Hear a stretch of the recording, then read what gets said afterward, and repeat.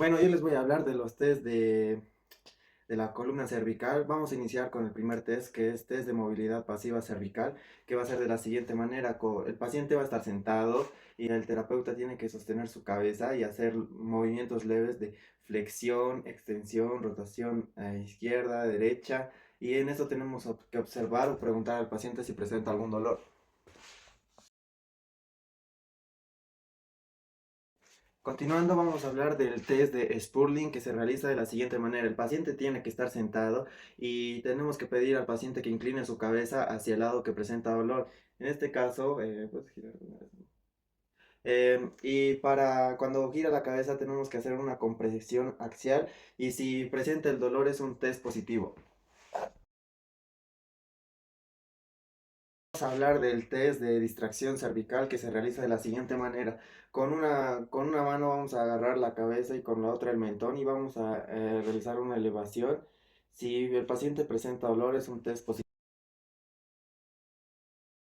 Hablaremos del test de compresión cervical axial que se realiza de la siguiente manera. Nuestro paciente tiene que estar sentado y la cabeza tiene que estar neutra, o sea, no tiene que mover para ninguno de los lados. Y para realizar este test vamos a hacer una compresión hacia abajo y si presenta dolor es un test positivo.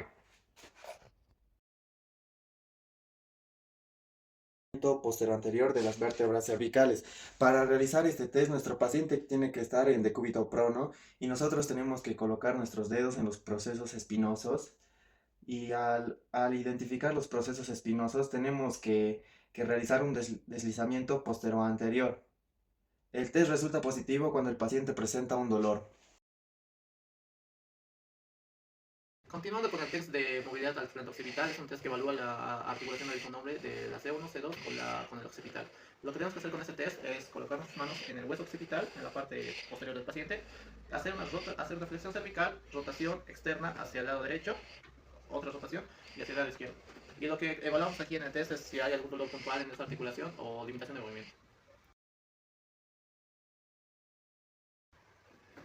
Continuando con el test de spring cervical, este es un test que evalúa la movilidad cervical de las vértebras. Lo que tenemos que hacer es posicionar nuestros dedos pulgares en la apófisis espinosa y conjunto con la respiración del paciente hacer una pequeña flexión posterior. Y eso tenemos que hacerlo en las apófisis transversas de la misma vértebra y llegando a cada segmento de las vértebras cervicales. Este test evalúa algún dolor puntual en esas vértebras.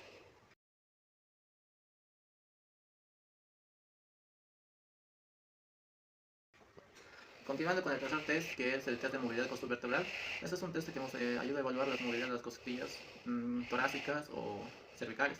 Entonces, esto se hace en posición de sedestación o posición de cúbito dorsal. Lo que tenemos que hacer es posicionar nuestras manos por debajo de la espalda del paciente, sentir la primera costilla y hacer el movimiento de movilización. Y lo que tenemos que evaluar aquí es la movilidad de la costilla, si hay alguna restricción de movilidad o algún dolor. Continuando con el test de modulación torácica respiratoria, es un test que mide la distancia de la respiración del paciente y se realiza colocando una cinta métrica alrededor del paciente por debajo de las axilas. Y lo que tenemos que hacer es, a nivel de los pezones está bien, y lo que tenemos que hacer es medir la respiración del paciente. Le pedimos que inhale y que exhale. Aquí si medimos 4 centímetros o un poco menos, de 3,5 a 4 centímetros y medio, es una respiración normal. Y si es menos de 2 centímetros, es una respiración anormal y puede haber alguna patología ahí. 3, 2, 1. Entonces, continuando con el test de rotación torácica en sedestación, este test le pedimos al paciente que cruce los brazos a nivel de su pecho. Entonces, ahora el siguiente paso es pedirle que separe las piernas de la silla y las mantenga fijas en su punto. Ahora le pedimos que haga una rotación hacia ambos lados. Nos tenemos que asegurar de que no haya ninguna movilización de cadera y tenemos que observar la simetría entre ambos lados y también si hay alguna dificultad o algún dolor a la hora de realizar este movimiento. Movilidad activa para columna torácica. Este test puede evaluar lo que sería la flexión, extensión y elevación. Y para poder realizar, pedimos que el paciente esté de cúbito supino y de ahí realice una flexión de hombro a 90 grados. Y repite la serie de 3 a 6 veces.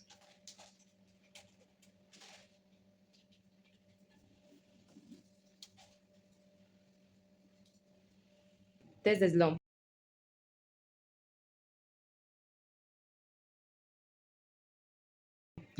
Evalúa si hay una tensión o irritación en el nervio ciático y es útil cuando hay dolor lumbar, que se irradia al glúteo o hacia la pierna. De aquí nosotros pedimos al paciente que esté sentado con la espalda recta al borde de la camilla. Pedimos que lleve las manos tras la espalda, flexione columna como si se encorvara y después hace una flexión cervical. De aquí pedimos que extienda la pierna y a la misma que haya una flexión dorsal. Si al hacer la flexión dorsal y está encorvado siente dolor en la parte posterior del muslo y después al enderezarse con la pierna estirada disminuye, este test es positivo. La prueba de la SEGE es para evaluar lo que serían las raíces nerviosas lumbares, si es que hay una irritación. Aquí el paciente está de cúbito supino y pedimos que haga una extensión de cadera, ayudando al paciente. Tiene que ser una extensión de cadera a 90 grados sin dificultad y con una leve presión o una tensión en lo que serían los isquiotibiales por la contracción. Esta prueba es positiva si es que tiene algún dolor en lo que sería la corazón de sacro o en la pierna. La test de extensión lumbar de Yeoman verifica la funcionalidad de los ligamentos sacroiliacos. El paciente tiene que estar de cúbito prono y de aquí nosotros colocamos lo que sería nuestra mano por debajo de la rodilla. Pedimos que el paciente haga una flexión de 90 grados y provocamos una extensión de cadera. Si el paciente presenta dolor en lo que sería la articulación sacroiliaca, da positivo a una afección de los ligamentos sacroiliacos. Ya, test de Schober modificado. Este se usa para evaluar lo que sería un compromiso en la flexión lumbar. Primeramente se toma como referencia lo que serían las crestas ilíacas para hacer una línea imaginaria y justo donde llega a la intersección, lo que sería la apófisis espinosa de L4, hacemos un punto. Y desde aquí medimos 10 centímetros hacia arriba.